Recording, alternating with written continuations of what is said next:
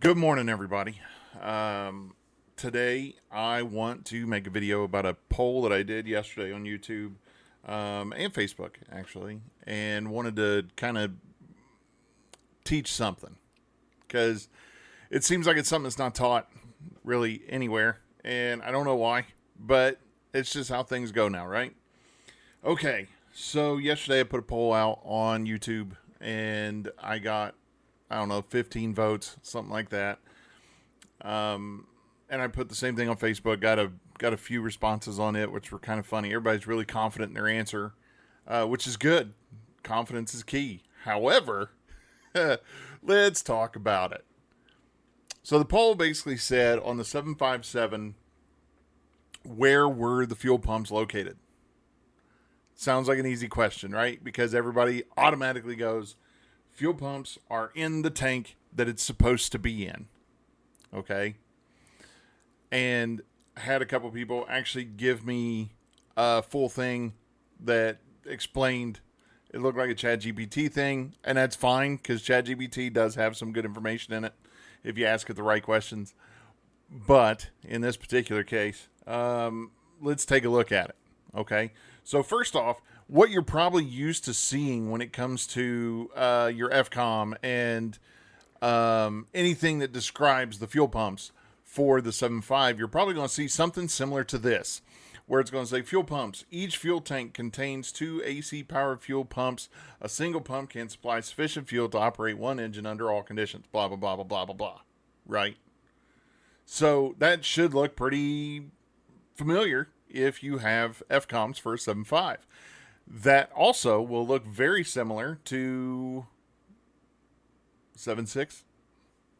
Looks awfully similar to the 7.6. Now, if we also look at the schematics, I stole this from an FCOM that's a decade and a half old. I don't know, something like that. It's outdated as hell.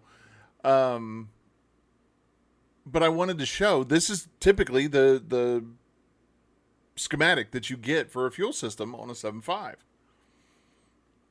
Again, looks a lot like a 7.6, right? I mean, it's got, forward AC, aft AC. In the left tank, you got the left AC in the center tank, right AC in the center tank, so on and so forth. When it shows the other side of the fuel pump or the fuel panel, it shows that the right tank has forward and aft, and it's got a right AC in the center and all this stuff. One thing I will say about the 7.5 that never occurred was the 7.5 didn't have a jettison system. The at least not to my knowledge. The 300s might have, the 200s didn't. They never had a fuel jettison system, so they didn't have those additional pumps like a 7.6 might in a 300. The APU was fed out of the left tank from the 7.5s and the 7.6s. It was fed out of the left tank. But the question was, where are the pumps located on a 7.5? Everybody that answered the question, everybody said the exact same thing. I had 100% of the votes on YouTube went to each tank has two AC pumps in each tank. That was the overwhelming answer. On Facebook, same thing. I obviously had a couple smart ass answers in there that were kind of funny. Obviously they're on the airplane. They're in the system. Duh. But you know who you are. Outside of that, I had a couple people that gave me like an actual answer and explained their answer and gave me a thoughtful answer, which is great. I love having these discussions. And this is why I love teaching, because I like having teachable moments. And the reason that this even came up was, the company I work for, somebody was questioning the differences training that I created. And that's great. Question, because there are times where instructors get things wrong. It absolutely is a time where instructors get things wrong. But they wanted to make sure that what was being taught in the CBT versus what was in our FCOM. The FCOM said something else. They wanted to see where that discrepancy was, and they wanted to get it fixed. Obviously, right? Which is awesome. It's somebody actually paying attention to the training and actually having the guts to actually ask the question. A lot of people would probably watch it and just blow it off and be like, all right, whatever, no big deal. Well, I'm going to show you out of a Boeing AMM, which is an aircraft maintenance manual, I'm going to show you the schematic that is used for the fuel system in the 7.5. You ready? First, I'm going to show you green lines to show you where the center tank is. Okay, so that is the center tank. Where those two green lines just showed up, that's the size of the center tank. If you've already seen it, don't say nothing. There's all of your fuel pumps. All of them. They're all in the center tank. Every one. So when you look at the description in the actual AMM, it says that it's going to be 4 pumps installed at either the forward or the aft part of the center tank. There you go. Right forward, left aft, right aft, both are going to be installed inside the center tank. Now, here's what's awesome, or what, not awesome, but kind of neat on how the system is developed. Remember, I said those green lines are the borders of our center tank, right? So if you look at where this pump is actually getting its fuel, it gets its fuel from the right tank. Left one gets its fuel from the left tank. Even the APU DC fuel pump is in the center tank. It pulls its fuel from the left, just like it shows here. So here I've got my APU DC pump. Here's my fuel line that runs right here into the left tank. Now, how many of you that answered that question that said it was 2 in each tank would have bet money on it? Would have absolutely been completely wrong in that. Like, would have had no chance of ever thinking that they were all in the center tank. Because to me, it doesn't make any sense. We drain the center tank first, right? So the center tank is going to be empty of fuel first. Why would you have pumps in there running in something that is considered to be empty and has just fuel fumes in it? If you're familiar with TWA 800, the story behind that was they had the center tank empty, center tank pumps ran, got hot, ignited. And that obviously was devastating to the aircraft. It blew the airplane apart. But looking at this, if we use all the center tank fuel first, why would they still have pumps running in there? Well, let's think about what the fuel does, right? The fuel runs through that pump, and as it runs through that pump, it actually keeps that pump cool. That's what it does.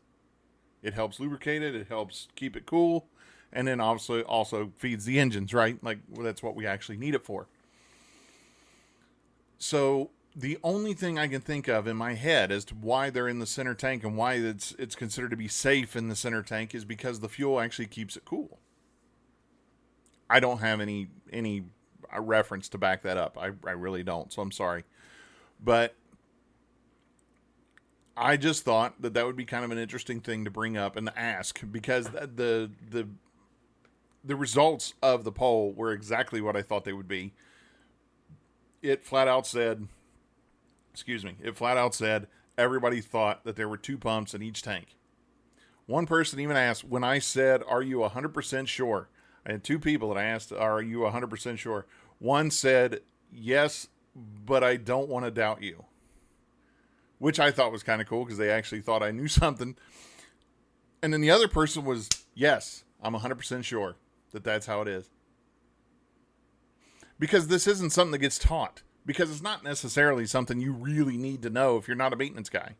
If you're not somebody that's working on them and somebody that has to know where the pumps are located for you to be able to work on that pump, why do you care? I don't know. That's up to you to decide on why you would care. For me, I just think it's a neat gee whiz thing that they did at Boeing. Now, in the 7.6, you'd be right. There's 2 pumps in the left, 2 pumps in the right, 2 pumps in the center. Your APU's in the left. There, you're good. But for some reason, the engineers decided to put all the pumps in the center tank when it comes to this airplane, and I don't know why. I could maybe call Boeing and find out, but I don't really want to go through all that effort. If you know somebody that works at Boeing and has a reason as to why this is set up the way that it is, please let me know. Let me know, because I'm curious to know why they would design it that way.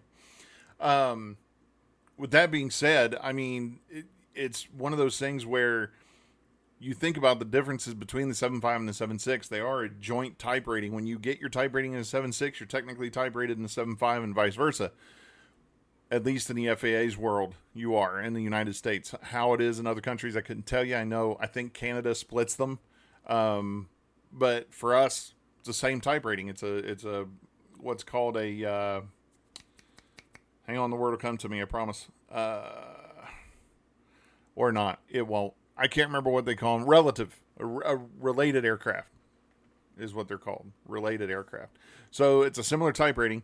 One being a narrow body, one being a wide body. So I don't understand that. But I almost think the engineers of Boeing just kind of made enough differences just to irritate pilots. One of the other guys I used to work with, he brought up a very good point. He said it's almost like having a husband and wife on separate teams, separate design teams. And that's kind of why they are the way they are. But that is one of the differences when it comes to the 7.5 fuel system. All your fuel tank or all your fuel pumps are inside the center tank. Now, granted, it may not be that way on every 7.5.